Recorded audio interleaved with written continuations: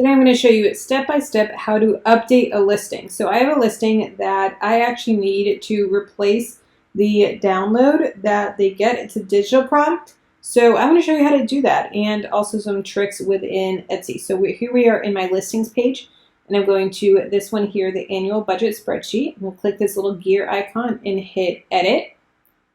Then if I want to, I can edit the pictures, I can move them around, I can do whatever I want in here. Or I can add a video, I can change the title, any of this stuff, we can change it all. We can change the description, all of that, but the tags, everything here. What I'm going to be doing is changing out the spreadsheet. So I have updated the spreadsheet to get a new and improved one, and I'm going to delete this and then upload file. So I'm going to go to Etsy, and then I'm going to Excel templates and annual budget. And then I'm actually going to change the maybe later because I don't want to advertise this anymore. So we're going to change that and then hit publish. And there we go. And now it is updated.